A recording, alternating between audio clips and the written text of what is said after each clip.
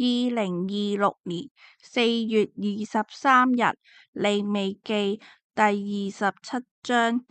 耶和華對摩西說：你要告訴以色列人，對他們說，如果人許特別的願獻身給耶和華，就要依照你的估價獻身價。你應該這樣估價：從20歲到60歲的男人，你要按着聖所衡量銀子的標準，估價550克銀子；如果是女人，你要估價342克銀子；如果是5歲到20歲男子的估價是228克銀子，女子是114克銀子；如果是1個月到5歲，男子的估價是57克銀子，女子是34克銀子；如果是60歲以上，男子的估價是171克銀子，女子是114克銀子。那人若是貧窮，不能支付你估定的價，就要把他帶到祭司面前，讓祭司估定他的價。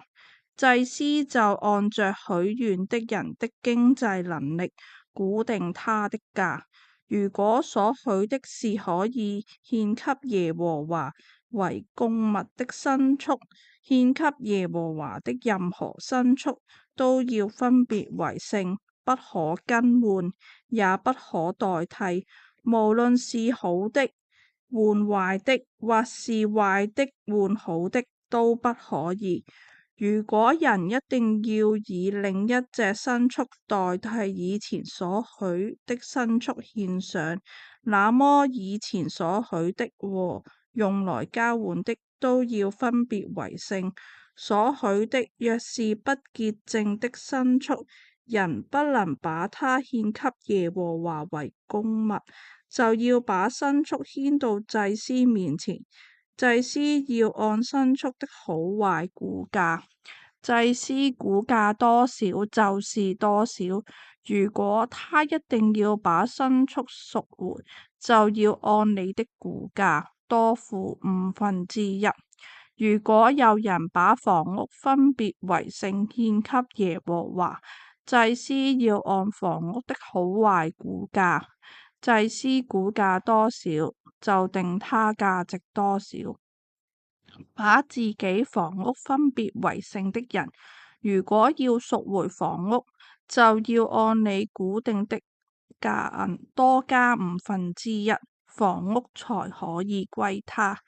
如果有人把自己產業的一部分分別為聖獻給耶和華，你的估價要根據那地的撒總量，每撒大麥20公斤，估價570克銀子。如果他從希年起把自己的田地分別為聖，就要按照你的估價定那田地的價值。如果他在希年以後把自己的田地分別為聖，祭司就要照着到下一個希年所剩餘的年數，給他計算價銀，然後從你的估價減去這價銀。把自己田地分別為聖的人，如果一定要贖回田地，就要按你的估價多付1/5，田地才可以歸他。如果他不能贖回田地而賣給別人，他就再也不能贖回田地了。到了希年，買主就要交出那地歸耶和華為聖，像永屬耶和華的聖地一樣，歸祭司為產業。如果人把買來的田地，不是自己承受為業的田地，分別為聖獻給耶和華，祭司就要按照你的估價給他計算，直到希年為止。價值多少，他必須當天付給你估定的價銀。表示把那地獻給耶和華為聖。到了禧年，那地要歸還買主，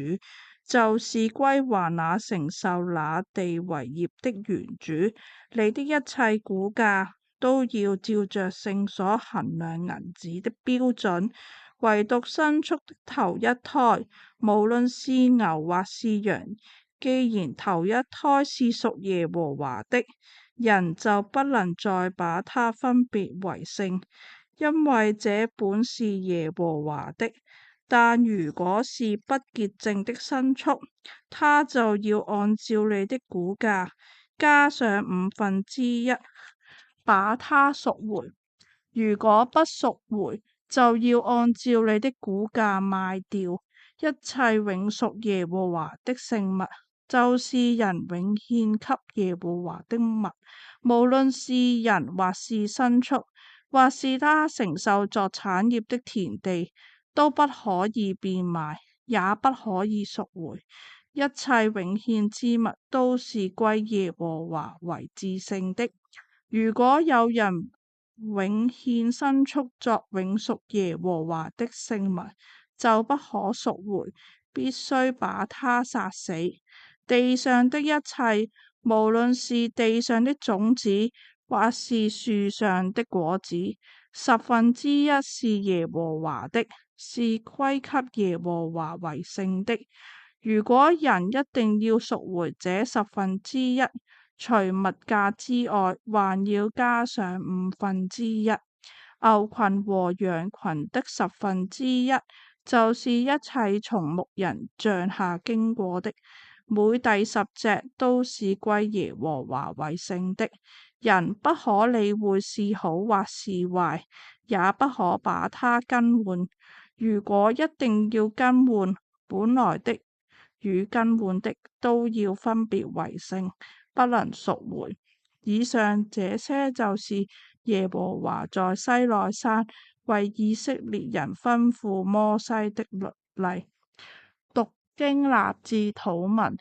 慈愛的天父，感謝你藉住聖經向我哋展露你嘅心懷。你向我哋所懷嘅美意何等眾多而寶貴，看似完美嘅事物亦有佢嘅限制，而你嘅命令卻寬廣無限。求你開我嘅眼睛，讓我看見你話語嘅奧妙，好使我每日靠着主耶穌基督嘅恩典，在聖靈嘅引導下閱讀和思想你嘅話語，並且一心遵行，以致我更深刻認識你，更虔誠地愛你，更緊緊地跟隨你。奉主耶穌基督的名祈求，阿門。